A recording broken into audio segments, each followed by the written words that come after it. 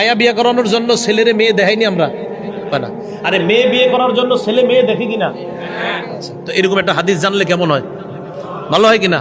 আচ্ছা, মুসনাদে আহমদ 5 নম্বর খণ্ড 424 নম্বর পৃষ্ঠা রাসূলুল্লাহ সাল্লাল্লাহু আলাইহি সাল্লাম বলেন, ইদা খাতাবা আহাদুকুম ইমরাআ, তোমাদের কেউ যখন কোনো নারীকে বিয়ের প্রস্তাব দেয়, প্রস্তাব দেওয়ার পর কথা পাকাপাকি যখন হবে, হ্যাঁ আমাদের মেয়েটাকে দেখতে আসতে পারেন, আবার তোমাদের কেউ যখন কোনো নারীকে বিয়ের প্রস্তাব দেয়, দেওয়ার পর ফালা জুনাহা আলাইহি আইয়ানজুরা ইলাইহা, ওই ছেলের জন্য প্রস্তাবকৃত মেয়েটাকে দেখা কোনো গুনাহ না।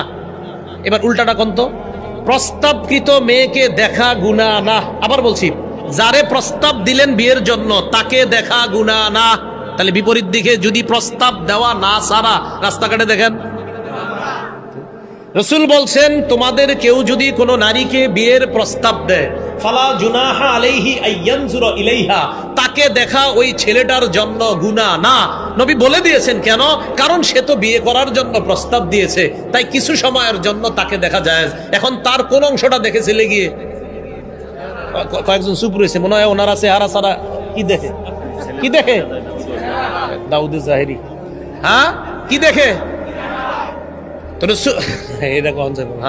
রাসূলুল্লাহ সাল্লাল্লাহু আলাইহি সাল্লাম বলেন, তোমাদের কেউ যখন কোন নারীকে বিয়ের প্রস্তাব দেয় তখন তার জন্য কোনো গুনাহ না মেয়েটাকে দেখা। তার মানে প্রস্তাব ছাড়া মেয়েটাকে দেখা গুনাহ, প্রস্তাব দিলে কিছু সময়ের জন্য দেখা যেহেতু জায়েজ, অন্য সময় তাকে দেখা গুনাহ। তো অন্য সময় একটা মেয়ে রাস্তাঘাটে চললে সাধারণত কোন অংশের দিকে পুরুষদের নজর যায়? চেহারা, অতএব চেহারা রাখতে হবে। রাসূলুল্লাহ সাল্লাল্লাহু আলাইহি সাল্লাম স্পষ্ট বললেন, তোমাদের কেউ কোন নারীকে বিয়ের প্রস্তাব যদি দেয় সেই নারীকে দেখলে গুনাহ নাই। তাহলে বোঝা যায় প্রস্তাব ছাড়া রাস্তাঘাটে এখানে সেখানে কোন মেয়ে যার সাথে পর্দা করা ফরজ, তার চেহারার দিকে তাকানো পুরুষের জন্য হারাম।